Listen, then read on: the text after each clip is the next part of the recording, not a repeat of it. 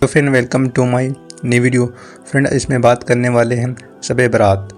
शब बारात क्या है, शब बारात में कौन कौन से अमल करनी चाहिए, क्या क्या करने चाहिए, सब कुछ इसमें डिटेल में बात करेंगे। ठीक है, तो वीडियो में बने रहिए। चलिए स्टार्ट करते हैं। शबान इस्लामी साल का 8वां महीना है। शबान का मतलब है जमा करना, अलग करना। अल्लाह के प्यारे रसूल फरमाते हैं, शबान मेरा महीना है, रजब अल्लाह का महीना है और रमज़ान मेरी उम्मत का महीना है। शबान गुनाहों को मिटाने वाला और रमज़ान पाक करने वाला महीना है। अल्लाह के रसूल रमज़ान के बाद सबसे ज़्यादा रोज़े शबान महीने में रखा करते थे। शबान महीने की 15वीं तारीख को शब बारात कहा जाता है। बारात का मतलब है बरी होना, आज़ाद होना। चूँकि यह रात अपने गुनाहों से तौबा करके अल्लाह के फजल से जहन्नम के अजाब से आज़ाद होने की रात है, इसलिए इसे शब बारात कहा जाता है। इसी बरकत वाली रात दोज़ख से निजात पाने वाली रात और रहमत वाली रात भी कहा जाता है। इस रात के बारे में उम्मुल मोमिनीन हज़रत बीबी आयशा सिद्दीक़ा को बताते हुए अल्लाह के रसूल ने फरमाया कि इस रात अगले साल जितने भी पैदा होने वाले होते हैं वो इस रात लिख दिए जाते हैं, और जितने लोग इस साल मरने वाले होते हैं वो भी इस रात लिख दिए जाते हैं। इस रात में लोगों के साल भर की अमाल उठा लिए जाते हैं और इसी रात साल भर की मुकर्रर रोज़े उतार दी जाती है। अल्लाह पाक इस रात अपनी रहमत से अपने बंदों को बख्श देता है, लेकिन शिर्क करने वाले, अपने भाई से दुश्मनी रखने वाले को नहीं बख्शता। इस रात तौबा करने वालों की तौबा कबूल की जाती है। रोज़ी में बरकत की दुआ करने वालों की रोज़ी में बरकत अता की जाती है। बीमारों के लिए दुआ मांगने पर बीमारों को बीमारी से शिफा दी जाती है। इस रात कब्रिस्तान जाना, फातिहा पढ़ना, इसाले सवाब करना और दुआए माग़फ़िरत करना सुन्नत है।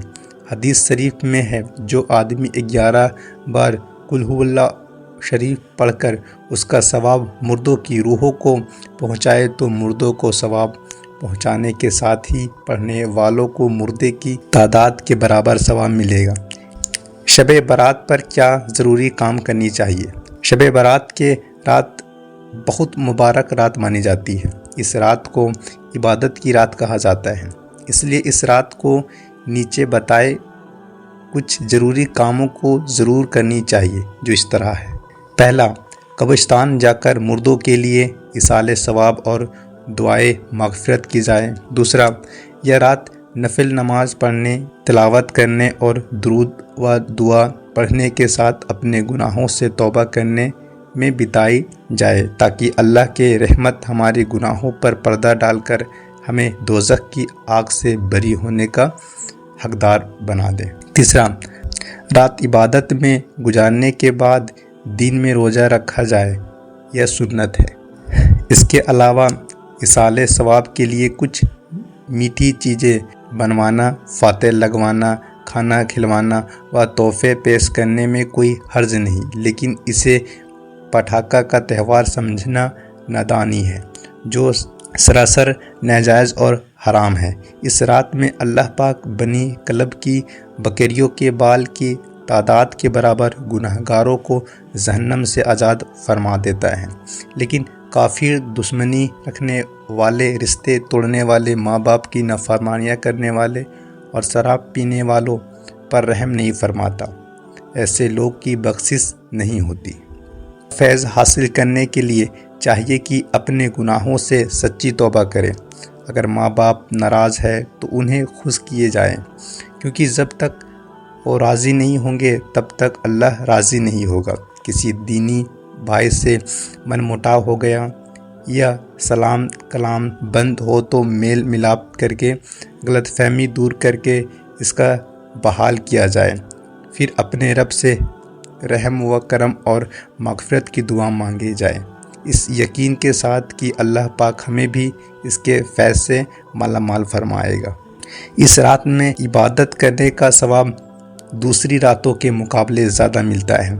इस हदीस में है कि जो आदमी एक रात 100 रकात नफिल नमाज पढ़े तो اللہ اس کے پاس 1000 فرشتے بھیجے گا۔ ان میں سے 30 فرشتے اسے جنت کی بشارت سنائیں گے، 30 فرشتے اسے دوزخ کی عذاب سے محفوظ رہنے کی خوبصورتی دعا، اور 30 فرشتے اسے دنیاوی بلاؤں اور مصیبتوں سے بچائیں گے، اور 10 فرشتے شیطان کے وسوسوں اور دھوکے سے بچائیں گے۔ اس رات مصطفیٰ جان رحمت صلی اللہ علیہ وسلم کی امت پر اللہ کی خاص رحمتیں نازل ہوتی ہے۔ یہ رات توبہ استغفار کی رات ہے، اس لیے ہمیں چاہیے کہ ہم اس کی قدر کریں، اس کی اہمیت سمجھیں اور اپنے گناہوں سے معافی مانگیں۔ توبہ کرے اور توبہ کر